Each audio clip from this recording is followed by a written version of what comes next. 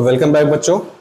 आज जो है हम वीडियो का अगला पार्ट लेके आए हैं। जो चैप्टर 3 हम लोग अभी पढ़ रहे हैं उसी के आगे वाला वीडियो हम लेके आए हैं। ठीक है, इसके पहले हम लोगों ने क्वेश्चन नंबर 4 तक का क्वेश्चन कर लिया था। हाँ, एक क्वेश्चन जो है हम करवा रहे थे उसका ग्राफिकली सोल्यूशन अभी तक आपको नहीं बताए थे। एक बार आप अपने से ट्राई करिएगा, अगर मान लीजिए आपको आ जाता तो ठीक है, अन्यथा आप कमेंट कर देंगे तो हम उसका वीडियो आप तक दोबारा पहुँचा देंगे। ठीक है, शॉर्ट वीडियो डाल करके हम उसको आपको उसका वीडियो दे देंगे। ठीक, हम लोग क्वेश्चन 4 तक चल चुके थे। आज है हमारे पास क्वेश्चन नंबर 5। ये जो क्वेश्चन नंबर 5 है ये बेसिकली वर्ड प्रॉब्लम से है। ठीक है, तो वर्ड प्रॉब्लम वालों को करना क्या है कि सबसे पहले आपको जो भी क्वेश्चन वर्ड प्रॉब्लम के हैं इनमें आपको पहले इनकी हेल्प से आपको बनाना है इक्वेशन। ठीक है, लीनियर इक्वेशन आपको बनाना है और जैसे ही लीनियर इक्वेशन बन जाएगा फिर हम उसको सॉल्व करेंगे। ठीक है, और कोशिश करेंगे उसको ग्राफिकली सॉल्व करने की। यहाँ पे क्वेश्चन डिमांड जैसा करेगा वैसा करेंगे। अब जैसे यहाँ पे हमको दे रहा है 5th वाला क्वेश्चन कि half the perimeter of rectangular garden, मतलब रेक्टेंगुलर गार्डन जो है उसके पेरीमीटर का अगर हाफ करेंगे तो रेक्टेंगुलर गार्डन पेरीमीटर, दो वर्ड नाम आया। तो रेक्टेंगल का जो पेरीमीटर होता है, ठीक है, अगर यहाँ पे हम थोड़ी सी साइड में बात कर लेते हैं इसके बारे में कि पेरीमीटर ऑफ रेक्टेंगल, इसका फार्मूला होता है 2 ब्रैकेट में l प्लस बी। ठीक है, ये हो गया पेरीमीटर ऑफ रेक्टेंगल। लेकिन अगर यहाँ पे क्वेश्चन देखेंगे तो क्वेश्चन में क्या बोला है, इसमें बोला है कि हाफ द पेरीमीटर, मतलब पेरीमीटर जो है उसका आपको हाफ करना है। तो अगर पेरीमीटर आ रहा है 2 ब्रैकेट में l प्लस बी, तो इसका जब आप हाफ करेंगे तो कैंसिल होकर के क्या मिल जाएगा आपको l प्लस बी, मतलब लेंथ और विड्थ को अगर आप ऐड कर दोगे तो वो थोड़ा सा मिल जाएगा आपको पेरीमीटर। ठीक है, अब यहां पे क्या कह रहा है आगे देखोगा कि whose length is 4 more than its width, कि जिसकी जो लेंथ है, मतलब उस जो रेक्टेंगुलर गार्डन है हुज लेंथ, जिसकी जो लेंथ है वो 4 ज्यादा है, 4 मोर, यहां लिखा है ना 4 more than its width, width से 4 ज्यादा है। इसका मतलब ये है कि लेंथ और विड्थ हमसे पूछा है। जब लेंथ और विड्थ हमसे पूछा है तो इस चीज को हम थोड़ा सा देखते हैं कैसे करेंगे। सबसे पहले अगर लेंथ ऑफ विड्थ पूछा है तो आपको उसको मान लेना पड़ेगा कि लेट द लेंथ ऑफ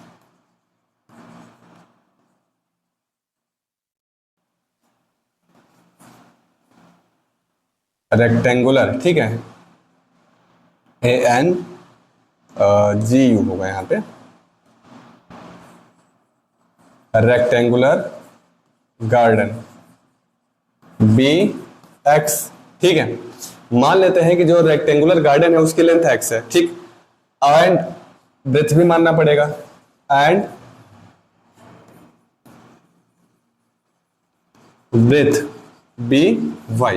ठीक है, तो रेक्टेंगुलर जो गार्डन है उसकी लेंथ हमको पता चल गई कि लेंथ उसकी कितनी है, x है, और उसका जो ब्रेथ है वो y है। ठीक है, अब यहाँ पे देखिएगा एक चीज, जैसे मैंने आपको स्टार्टिंग में समझा दिया कि पेरीमीटर ऑफ रेक्टेंगल होता है 2l प्लस बी, तो पेरीमीटर का जब हाफ करोगे तो क्या आएगा, l प्लस बी आएगा। इसका मतलब ये है कि अगर हाफ ऑफ द पेरीमीटर दिया है, वो कितना दिया है आगे यहाँ पे इज 36 ये दिया है। ठीक है, half of the perimeter is 36 दिया है, इसका मतलब कहीं ना कहीं वो l प्लस बी की वैल्यू दिया है 36।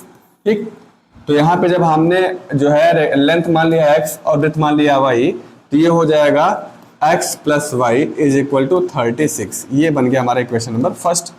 ठीक है, अब अगला स्टेप समझते हैं। यहाँ पे दिया है कि whose length is 4 more than, देखो एक तरफ आप लिख लो लेंथ, एक तरफ लिख लो ब्रेथ। ठीक है, लेंथ और ब्रेथ लिख लिया। अब क्या कह रहा है कि length is 4 more then, length जो है वो 4 ज्यादा है, लेंथ क्या है 4 ज्यादा है, इसका मतलब ब्रेथ इसका क्या होगा 4 कम होगा, 4 लेस होगा। ठीक है, तो ब्रेथ में अगर हम 4 ऐड कर देंगे, जो इसके ब्रेथ है उसमें अगर हम 4 ऐड कर देंगे तब जाके दोनों बराबर आ जाएगा। ठीक है, ये हो गया लेंथ, ये हो गया ब्रेथ। ये कह रहा है ये 4 ज्यादा है, इसका मतलब ये कम होगा। जब ये कम होगा तो इसमें जब हम 4 ऐड कर देंगे तब जाकर के ये दोनों क्या आ जाएंगे, बराबर आ जाएंगे। अब हमको करना क्या है, ये हो जाएगा हमारे पास x minus y is equal to 4। ये हो जाएगा इक्वेशन नंबर 2। ठीक है, अब आपसे पूछा है find the dimension of the garden, आपसे गार्डन का डायमेंशन पूछा है।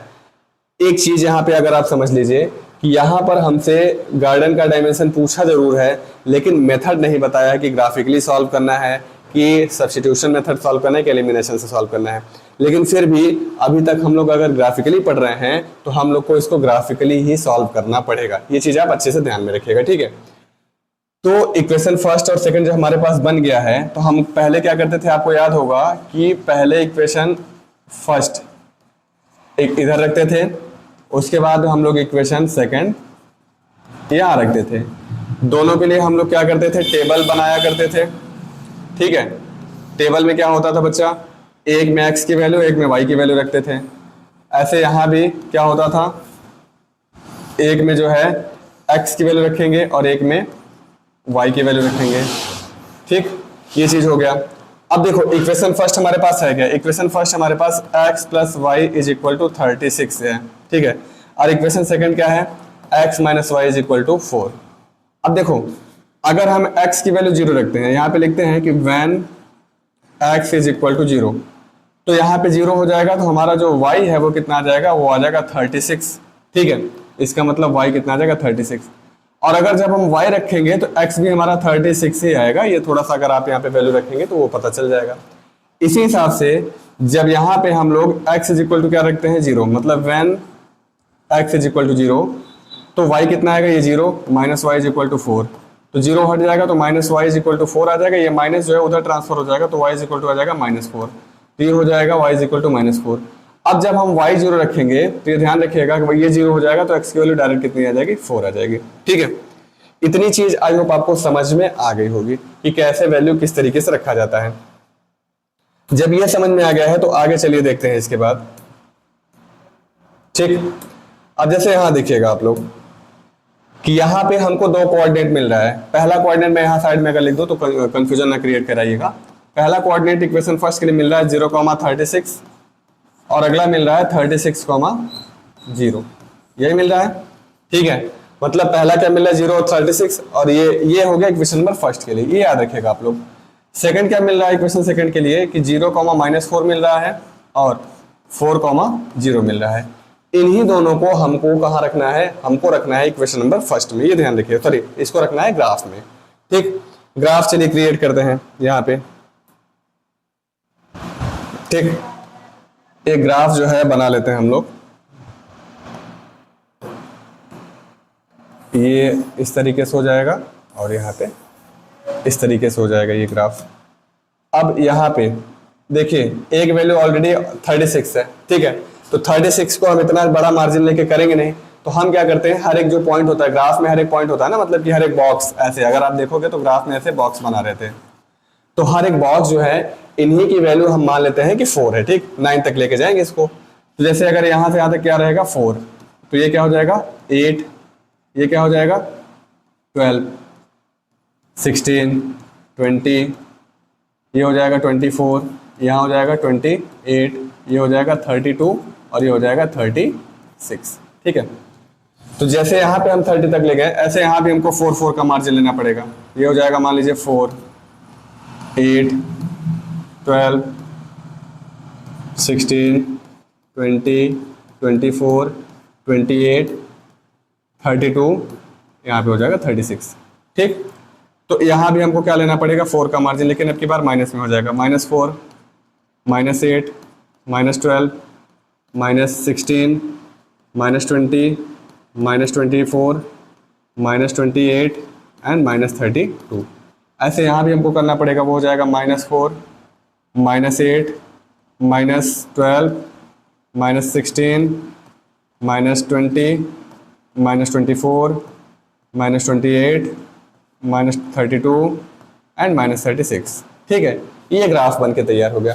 अब इसी ग्राफ में हमको वैल्यू रखनी है। याद होगा यहाँ पे कि पहली वैल्यू क्या थी 0,36 आई थी, ठीक।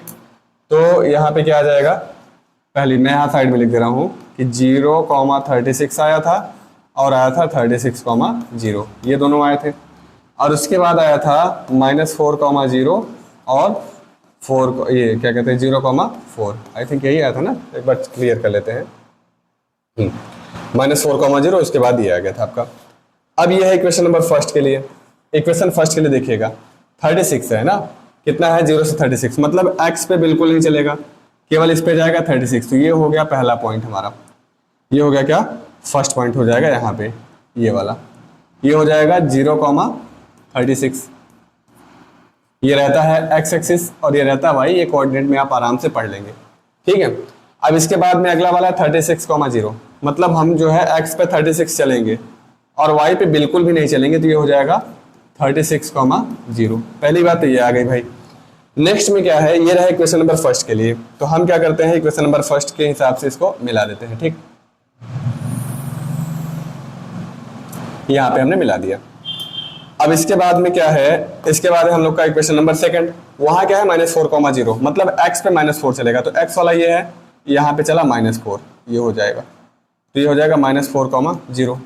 उसके बाद क्या चलेगा 0,4, मतलब इस पे ये चलेगा 0,4, y पे चलेगा 4, देखो तो 0,4 यहाँ पे चल दिया ये, ठीक है, ये हो गया 0,4। अब यहाँ पे दोनों जब चल गया, अब इसके लिए भी अगर आप इक्वेशन बनाएंगे, ठीक है, सॉरी इसके लिए भी अगर आप ड्रॉ करेंगे, तो देखिए करना कैसे, इसको आपको यहां से लेना पड़ेगा लाइन, ठीक है, जो ग्राफ की लाइन है वो आपको यहां से लेना पड़ेगा, यहां से, और इसको ले जाने के बाद में आप सीधे और सीधे क्या करेंगे, मिला देंगे, ठीक। यहां पे क्या करेंगे, आप सीधे मिला देंगे। इसका मतलब ये है कि एक पॉइंट ये वाला आया, इस पे जो है दोनों लाइन एक दूसरे को इंटरसेक्ट कर रही हैं, और इंटरसेक्ट करने की वजह से यही जो होगा, मतलब अगर यहाँ पे देखेंगे तो आई थिंक ये 16 के आसपास आएगा, तो x की वैल्यू आ रही है 16, सॉरी x की वैल्यू यहाँ पे देखिएगा x पे कितना आ रहा है, तो ये आई थिंक इधर भी आ रहा है आपका, देख लिया जाए एक बार कहाँ आ रहा है, ये अप्रॉक्स 20 के आसपास आएगा, ठीक है, ये कहाँ आएगा 20 के आसपास आएगा, तो पहला ये जो हो जाएगा आपका 20 हो जाएगा ये, ठीक। एंड नेक्स्ट वाला अगर ये देखेंगे तो ये भी आपका आसपास आएगा 16 के, ठीक है। तो जब आप इस चीज को ग्राफ पे अगर रिप्रेजेंट करोगे बच्चा, तो ग्राफ पे रिप्रेजेंट करने की वजह से ये आपका एग्जैक्ट आंसर आएगा, ठीक है। ग्राफ पे रिप्रेजेंट करोगे तो ये 20 और ये 16 एग्जैक्ट आंसर आएगा। अब अगर थोड़ा सा देखा जाए कि हमसे पूछा क्या था इसमें क्वेश्चन में, देखा जाए तो find the dimension of the garden, हमने माना क्या था, हमने x माना था लेंथ के लिए, तो पहली वैल्यू हमारी हमेशा x होती है, और पहली वैल्यू यहाँ पे आई क्या थी, अगर आप ये देखोगे तो पहली वैल्यू आई थी 20। इसका मतलब ये है कि ये हो जाएगा 20, ठीक, ये कितना हो जाएगा 20, और ये y कितना हो जाएगा, ये हो जाएगा 16, ठीक। इस चीज को दिमाग में आप लोग बैठा लीजिए, ठीक है। पहली वैल्यू क्या आ गई 20 और अगली वाली क्या आ गई 16। अगर आप इस चीज को वेरीफाई करना चाहें, ठीक है, तो l प्लस बी को ऐड करने पे देखिए, l प्लस बी को ऐड करने पे 36 आना चाहिए, तो l यहाँ पे कितना है, मतलब लेंथ है 20 और 16, 20 और 16 को जब आप ऐड करेंगे तो ये ऑलरेडी कितना आ रहा है 36 आ रहा है, ठीक है। तो इसका मतलब ये क्वेश्चन हमारा किसी हद तक सही रहा। एक बार वापस से रिपीट करा देते हैं कि देखिए सबसे पहले हमसे बोला था कि half of the perimeter of a rectangular garden whose length is 4 more than its width is 36, मतलब ये जो half of the perimeter of a rectangular garden है, मतलब कोई रेक्टेंगुलर गार्डन है उसके पेरीमीटर का जब आप आधा करते हो तो वो कितना मिलता है, वो मिलता है 36। तो हमने पेरीमीटर का फार्मूला बता दिया रेक्टेंगुलर गार्डन का, और उसका आधा करने का मतलब है 2 से डिवाइड कर दिया, तो 2 से 2 कैंसिल हो गया, तो l प्लस बी बचा, और इसी l प्लस बी की वैल्यू क्या दिया है 36 दिया है। पहली चीज ये बताया गया। सेकंड में क्या बताया जा रहा है कि whose length is 4 more than its width, जिसकी लेंथ जो है वो 4 ज्यादा है। अगर लेंथ 4 ज्यादा है इसका मतलब विड्थ जो होगा उसका 4 कम होगा, तो यहाँ पे हमने बनाया कि ये लेंथ हो गया, ये विड्थ हो गया, ये 4 ज्यादा है इसका मतलब ये 4 कम होगा, जब ये 4 कम होगा तो इसी में 4 ऐड कर देंगे, और इस y को जब उधर ट्रांसफर करेंगे तो x minus y equal to क्या आ जाएगा 4। दोनों बन गए इक्वेशन नंबर फर्स्ट और सेकंड। यहाँ पे हमको x और y की वैल्यू फाइंड करनी है, तो हम क्या करेंगे, इक्वेशन नंबर फर्स्ट से पहली बार चलेंगे, ठीक है, और बाद में चलेंगे इक्वेशन नंबर सेकंड से। इक्वेशन नंबर फर्स्ट से भी हमको x और y की वैल्यू निकालनी है, तो पहली बार में हमने क्या किया, x की वैल्यू 0 रख दिया, तो y की वैल्यू हमको मिल गई 36। बाद में यही काम करना है कि y की वैल्यू आपको रख देनी 0, x की वैल्यू आ जाएगी। यही काम इसमें भी करना है, यही काम इसमें भी करना है। तो हमको दोनों टेबल से दो दो वैल्यू मिल गई। हमने क्या किया है कि इन दोनों वैल्यू का यूज करके एक कोऑर्डिनेट बना लिया ये, और यहाँ पे बना लिया कोऑर्डिनेट, मतलब इक्वेशन फर्स्ट से हमको दो कोऑर्डिनेट मिले 0,36 और 36,0। ये पहला वाला हमेशा x को बताएगा, दूसरा वाला y को, ये x को बताएगा, ये y को बताएगा। इसी चीज को हमको ग्राफ में रखना था, इसी तरीके से हमने सेकंड वाले इक्वेशन के लिए भी कर लिया। अब रही बात ग्राफ की, तो ग्राफ की देखिए कैसे किए यहाँ पे। पहला था 0, देखो पहला था 0,36, तो 0,36 हमने यहाँ पे बता दिया। जो ग्राफ के हर एक यूनिट का मार्जिन है वो हमने लिया है 4 यूनिट, क्योंकि देखो 36 एक बहुत ज्यादा लंबा नंबर हो जाता है, और अगर लंबा नंबर हो जाता है तो उसको हम लोग छोटा करते हैं। इस वजह से हमने एक यूनिट का मार्जिन जो लिया वो 4 सेंटीमीटर या 4 यूनिट लिया। तो एक बॉक्स में 4 यूनिट ऐसे करके 36 गए, इधर भी 36, इधर भी 36, यहाँ पे अगर आप चाहेंगे तो आ जाएगा 36, और यहाँ तक भी 36 गए। ठीक है, तो पहला 0,36 यहाँ हो गया और 36,0 यहाँ हो गया। हमने इस लाइन को मिला दिया। ठीक है, हमने क्या किया, इसको मिला दिया यहाँ पे। इसी तरीके से अगला था हमारा 4,0 और 0,4, तो हमने 4,0 और 0,4 को भी मिला दिया, दोनों यहाँ पे हैं। अब इनको मिलाया, ये आगे बढ़ करके लाइन एक दूसरे को एक जगह काट रही थी। ठीक है, और काटने पे हमको ये पता चल रहा है कि ये लाइन अगर कहीं मार्जिन हम सही लिए होते तो ये जो है आके सीधा क्या आता है 20 पे आता, तो पहला मार्जिन 20 हो गया। और यहाँ पे अगर देखेंगे तो ये 16 के आसपास आता, मतलब x की वैल्यू क्या आ गई 20 और y की वैल्यू क्या आ गई 16। जब x और y की वैल्यू 20 और 16 पता चल गई तो x हमारा क्या था, x था लेंथ और y क्या था, ब्रेथ था। तो इसका मतलब l और b की वैल्यू भी हमको आराम से यहाँ पे पता चल गई। ये था हमारा क्वेश्चन नंबर 1, क्वेश्चन नंबर ये 5 का। ठीक, चलिए इसके बाद देखते हैं अब।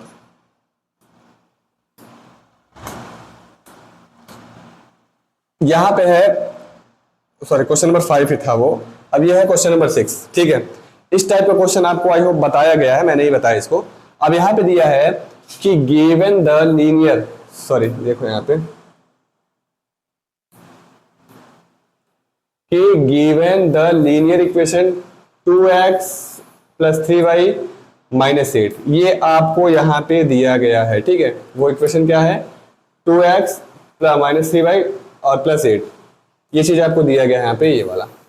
आगे दिया है right another linear equation in 2 variable such as the geometrical representation of the pair so form this, मतलब एक ही इक्वेशन आपकी बार दिया गया है।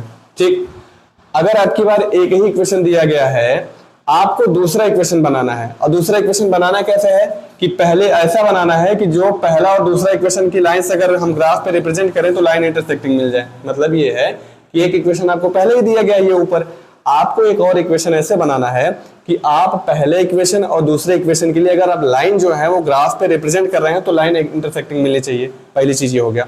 दूसरी चीज ये हो गया कि पहला इक्वेशन दिया ही है, दूसरा आप ऐसे बनाओ कि दोनों की लाइन अगर ग्राफ में आ जाए कहीं ना कहीं तो वो पैरेलल हो जाए, और तीसरा हो जाए वो कोइंसिडेंट हो जाए।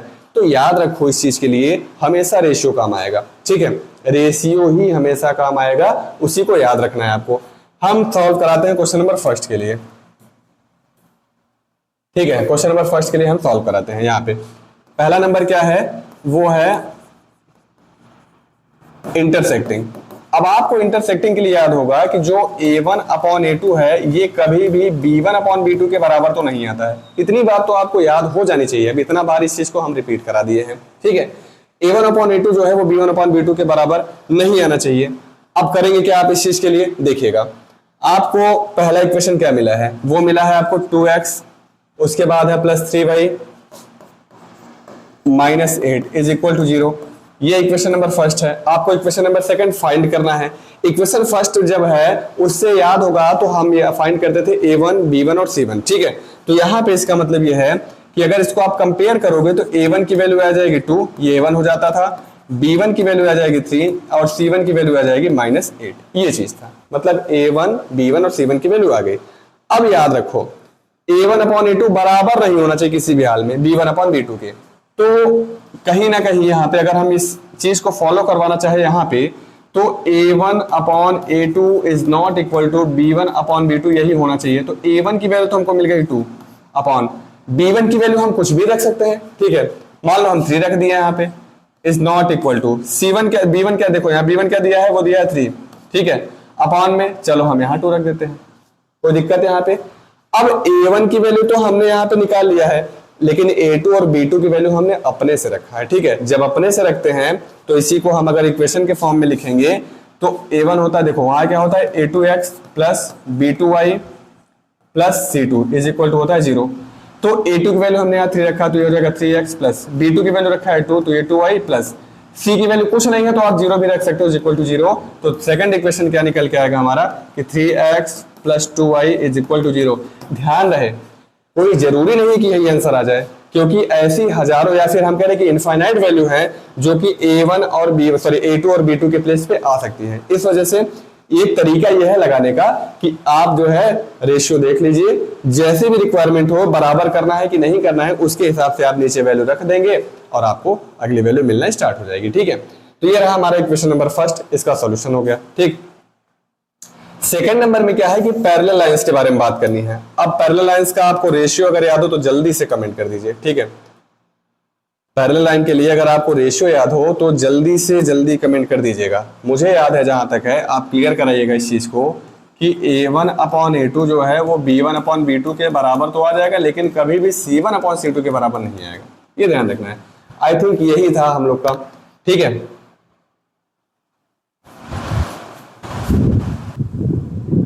देखिए इसके आगे। अब इसके पहले अगर हम चलेंगे तो यहां पे ये A1 की वैल्यू क्या आई है, 2 आई है, B1 की वैल्यू 3, C1 की वैल्यू -8। ठीक है, यहां चलते हैं, देखते हैं इसको। A1 की वैल्यू क्या आई है, A1 की वैल्यू आई थी वहां पे 2, B1 की वैल्यू आई थी 3 और C1 की वैल्यू आई थी -8, इस तरीके से। अब देखो यहाँ पे अगर इसमें वैल्यू रखें तो ये ऊपर आ जाएगा 2 और यहाँ पे आ जाएगा 3 और यहाँ पे आ जाएगा -8। तो A1/A2 और B1/B2 तो बराबर होने चाहिए। ठीक है, मतलब रेशियो बराबर होना चाहिए। तो रेशियो बराबर करने के लिए मान लो कि हम यहाँ पे क्या रख दें, जैसे यहाँ पे 3 है, क्या ही रखा जा सकता है यहाँ पे, ऐसा कुछ वैल्यू बताइए कि जिसको हम अपॉन में रख दें तो हमारा काम बन जाए। जैसे हम यहाँ पे अगर 6 रख देते हैं तो हमको यहाँ पे क्या रखना पड़ेगा, 9 रखना पड़ेगा। अब ऐसा कहा है सर, ये कैसे है कि आप 6 रख दिए 9 रख देना पड़ेगा, हमको कैसे समझ में आएगा? तो देखो, अगर आप 2 और 6 को काटते हो तो कितना आएगा, 1/3 ही आएगा। आप ऐसे 3 और 9 को काटते हैं तो फिर से भी तो 1/3 ही आएगा। इसका मतलब ये है कि हमको चीजों को अपने हिसाब से रखना पड़ेगा, ये चीज आप ध्यान में रखिएगा। ठीक है, अब देखिए जैसे यहाँ पे 3/9 लिख दिया, आपने 6 रखा 9 रखा, आपको ये बराबर नहीं करना है तो आप -2 रख दो। हम कह रहे हैं -2 रखोगे तो -4 आ जाएगा ना। अब इसको सॉल्व करोगे तो ये आ जाएगा 1/3, ये आएगा 1/3 और ये कितना आ जाएगा आपका, आ जाएगा 4।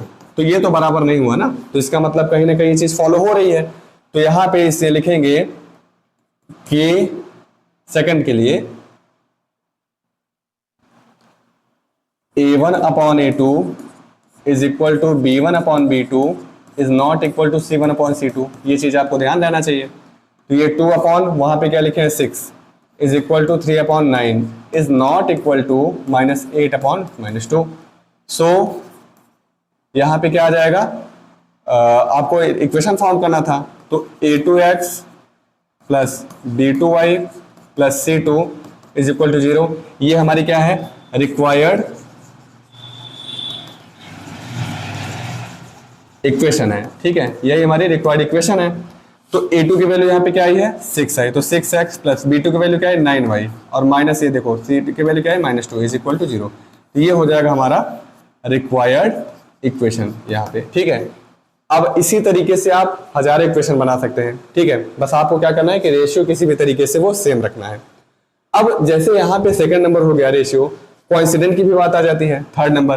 अब आपको पता है कि कोइंसिडेंट में क्या होता है कि A1/A2 जो है वो बराबर रहता है B1/B2 के और वो बराबर रहता है C1/C2 के। ये चीज ध्यान में रखना है आप लोग को। तो जैसे यहाँ पे देखो 6 और 9 रख दिया है, तो ऐसे हमको इसको भी बराबर करना पड़ेगा। तो क्या करेंगे, देखो हमको यहाँ पे मिला क्या है 2, नंबर नहीं मिला कुछ भी, यहाँ मिला 3, नंबर नहीं मिला, यहाँ मिला -8। हमको अगर रेशियो बराबर करना है तो हम यहाँ पे अगर 4 लिख दें और यहाँ पे 12 लिख दें और यहाँ पे रख दें -32, तो काट पीट कर कुल कितना आएगा, इसको काटोगे तो 1/2 आएगा, इसको भी काटने पे सॉरी तब हमको यहाँ पे रखना पड़ेगा 8, तो यहाँ पे रखने पे आ जाएगा 1/4, इसको भी रखने पे 1/4 आएगा, इसको भी रखने पे 1/4 आएगा। इसका मतलब ये है कि हम लिख दें यहाँ पे कि रिक्वायर्ड इक्वेशन हमारा क्या हो जाएगा, वो होता है A2x plus B2y plus C2 is equal to 0। तो A2 के प्लेस में हमने क्या रखा है 8 रखा है, तो 8x हो जाएगा। B2 के प्लेस पे क्या रखा है 12y और यहाँ हो जाएगा -32 इज इक्वल टू 0। ये हो जाएगा हमारा रिक्वायर्ड इक्वेशन। ठीक है, अब ये कैसे आया, ये थोड़ा सा अपने कॉमन सेंस की बात है। ठीक है, ऊपर का नंबर आपको दिया रहेगा, नीचे का नंबर आपको ऐसा रखना है कि रेशियो सेम बन जाए। तो यहाँ पे मैंने जो है ऐसा नंबर रख दिया कि काटने पे सब नंबर को 1/4 ही आ जाए, और नीचे का जो नंबर आएगा उन्हीं को, पहला नंबर x का हो जाएगा, दूसरा y का हो जाएगा, तीसरा z, मतलब कि यहाँ पे कांस्टेंट टर्म हो जाएगा। तो यहां तक हमने आपको समझा दिया, और क्वेश्चन भी आपको अच्छे से समझ में आ रहा होगा, ऐसा नहीं है कि क्वेश्चन बिल्कुल नहीं समझ में आ रहा होगा। ये हो गया आपका। अगला है यहाँ पे draw the graphs of the equation. ये चीज अब आप कर लीजिएगा, ठीक है। यहाँ पे दो इक्वेशन मिला है। पहला इक्वेशन क्या दिया है, x minus y plus 1 is equal to 0 दिया है, और उसके बाद अगला है यहाँ पे 3x plus 2y minus 12 is equal to 0, ठीक है। आप इसको कंपेयर करिएगा, a1 a2 और b1 b2 की वैल्यू निकालेंगे। लेकिन यहाँ पे क्या है, पूछ लीजिएगा determine the coordinate of the vertex of the triangle found by this lines, ठीक है। कुछ करना नहीं है बेटा, इसमें आपको दो टेबल बनाने हैं, ठीक है। इन दोनों को क्या करना है, टेबल फॉर्म में लिखना है, x और y की दो दो वैल्यू बतानी है, उसके बाद उसी को ग्राफ पे आपको बता देना है। जैसे ही आप ग्राफ पे ड्रॉ करोगे, कुल मिलाकर इस तरीके से इसका इक्वेशन होगा। जैसे ये ग्राफ बन गया तो आप ड्रॉ करोगे दो लाइन, तो ये कुल मिलाकर इस तरीके से मान लीजिए ड्रॉ हो जाएगा। तो यहाँ पे अगर आप देखेंगे तो ये जो है एक ट्रायंगल बन रहा है यहाँ से यहाँ तक, ठीक है। ये एक पूरा ट्रायंगल बन रहा है, और इसी ट्रायंगल को करना है आपको शेड कर देना है। यहाँ पे लिखा है कि शेड द ट्रायंगुलर रीजन, और ट्रायंगल बनेगा किसके, एक्स एक्सिस के साथ में। एक बार इसको ट्राई करिएगा आप, ये हूबहू ये जो हमने क्वेश्चन अभी कराया हुआ है, आपको हम बताएं, ये वाला जो क्वेश्चन कराए हैं, ठीक है, ऐसे ही बनेगा। यहाँ पे देखिएगा कि ये ट्रायंगल जो है वो एक्सिस के साथ में ऐसे बन रहा है ना, इसी पूरे ट्रायंगुलर रीजन को आपको शेड कर देना है। एक बार ट्राई करिएगा, एग्जैक्ट हूबहू यही क्वेश्चन है। अगर आपको फिर भी नहीं समझ में आता है तो आप कमेंट करिएगा। इस एक्सरसाइज के जितने बचे हुए क्वेश्चन, जितने पेंडिंग है, जो मैंने आपको होमवर्क दिया है या करके आने के लिए दिया है, अगर ऐसे क्वेश्चन में आपको प्रॉब्लम हो रही है तो आप जरूर कमेंट कर दीजिएगा। हम इसके बारे में आपको अगला वीडियो में जरूर बता देंगे, ठीक है। लेकिन ये वीडियो को जिन भी बच्चों को जरूरत हो वहां तक शेयर करते जाइएगा, कमेंट जो भी हो करते जाइएगा कि क्या चीजें इसमें अभी आपको कम समझ में आई है, क्या और ऐसी चीजें हैं जो इसमें ऐड कर देनी चाहिए। आप इस चीज के बारे में हमको सजेस्ट कर सकते हैं, ठीक है। तो यहां से जो है हमारा एक्सरसाइज 3.1 खत्म होता है, और यहाँ पे हमने अभी तक ये जो graphical representation of linear equation in two variable है उसको हमने सीख लिया है। अब जितनी भी प्रैक्टिस आप करोगे ये चीज आपके लिए अच्छा रहेगा। आप जितना ज्यादा इसकी प्रैक्टिस करोगे आपके लिए अच्छा रहेगा, आप चीजों को उतना अच्छा सीखोगे। नेक्स्ट टॉपिक रहेगा हमारा सब्स्टिट्यूशन मेथड, उसको हम लोग सीखेंगे अगले वीडियो में, ठीक है। तो यहां तक के लिए शुभ रात्रि, हैव अ गुड नाइट, ठीक है। Thank you so much. इसको अच्छे से रिवाइज करिएगा, वीडियो को शेयर करिएगा और लाइक करिएगा, चैनल को सब्सक्राइब जरूर करिएगा और करवाइएगा जहां से भी आपको हो सके, ठीक है। Thank you so much.